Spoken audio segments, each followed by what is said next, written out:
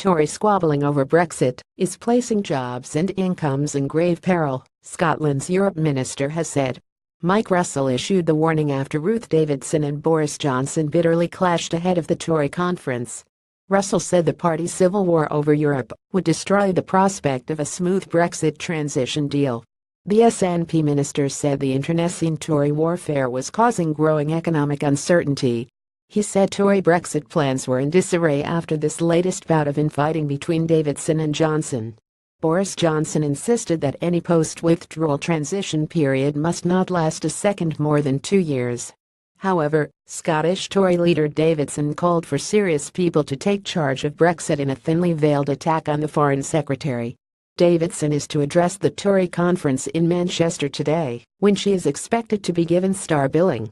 Davidson warned that over-optimism about the future of Britain outside the EU sells people short.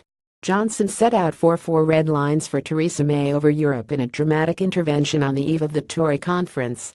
Using increasingly hyperbolic language, Johnson said that Brexit will be great and unstoppable. The Foreign Secretary set out 4 conditions he says are necessary for leaving the EU. Johnson insisted any transition period after Britain leaves the EU should not last more than 2 years. He insisted the UK must refuse to accept new EU rules during that period. Johnson also said there must be no payments for access to the single market after the end of the transition period. He added that the UK must not agree to shadow EU rules to gain access to the trading bloc. However, Russell, Scotland's Minister for UK Negotiations on Europe, said the Tory government's lack of clarity on Brexit was damaging business confidence. Russell warned this was placing jobs and incomes at risk. He said the Tories are clearly in disarray, which means that Brexit is in disarray, and it is difficult to see where they go from here. This latest bout of Tory squabbling on Brexit demonstrates 2 things.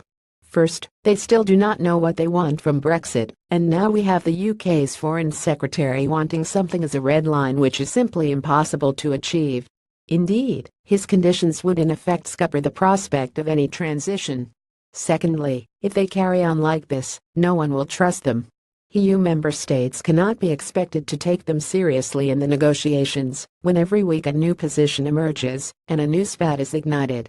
The continued uncertainty and lack of clarity on the terms and potential impact of Brexit is damaging confidence in our economic prospects, and it puts all that matters to Scotland, including people's jobs, businesses, and incomes, in grave peril.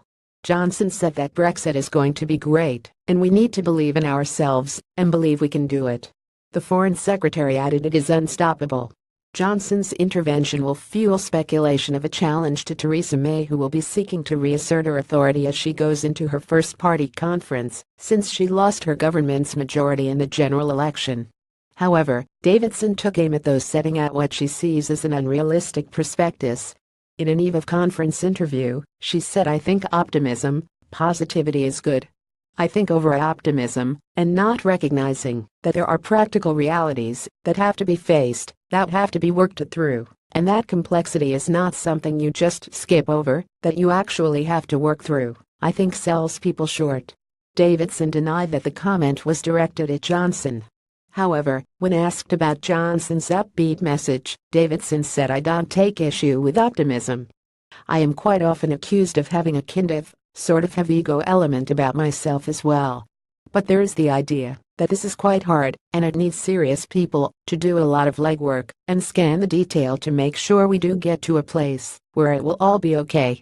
It doesn't just happen by accident, it requires a lot of hard work and it requires application."